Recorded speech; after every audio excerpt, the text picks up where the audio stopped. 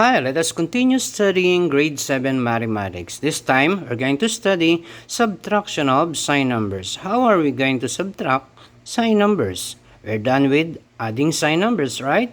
In subtracting sine numbers, change the sign of the subtrahend and proceed as in addition. So we're done with addition. Okay? In subtraction of sine numbers, we simply change the sign of the subtrahend. And then, we're going to proceed as in addition. Okay? The first number is the minuend. And the second number is the subtrahend. Okay? So, we're going to change the sign of the subtrahend and then proceed as in addition. It's easy. Come on, let's start. 2 minus negative 1. Change the sign of the subtrahend. This will become positive 1. And then proceed as in addition. 2 plus 1, the answer is 3. 4 minus negative 5. Change the sign of the subtrahend. This will become positive. And this will become addition. 4 plus 5 is 9. Negative 3 minus positive 6. The answer is, okay, change the sign of the subtrahend. This will become negative 6 and this will become addition. Negative 3 plus negative 6 in addition of sine numbers. Just copy the sign and then add the numbers. So this will become negative 9.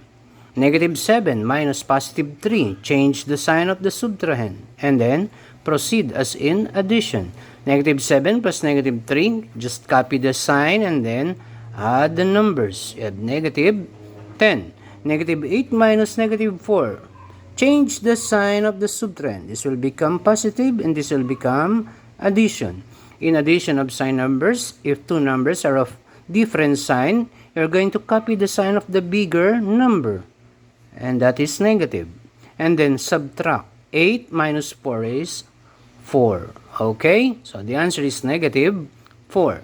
Negative 10 minus negative 7. Change the sign of the subtrahend and then proceed as in addition. Okay? Negative 10 plus positive 7, they have different sign. So copy the sign of the bigger number, which is 10, and that is negative. Okay? And then subtract the numbers. 10 minus 7 is 3. The answer is negative 3. Can you follow? I hope so. Okay. Let us continue. We have here negative 1 minus positive 2. The first number is the minuend and the second number is the subtrahend. So let us change the sign of the subtrahend. Positive 2 will become negative.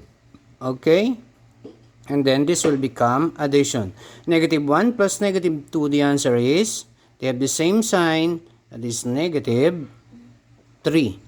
Then 1 minus negative 3. Change the sign of the subtrahend and proceed as in addition. 1 plus 3 is 4. Negative 6 minus negative 1. Change the sign of the subtrahend and then proceed as in addition. Negative 6 plus positive 1. The answer is negative 5. Okay? 4 minus negative 3. Change the sign of the subtrahend and proceed as in addition. Okay?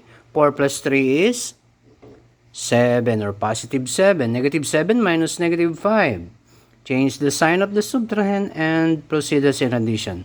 Negative 7 plus positive 5. The answer is negative 2. 2 minus 3. Positive 2 minus positive 3. The answer is? Can you solve that? Okay, thank you.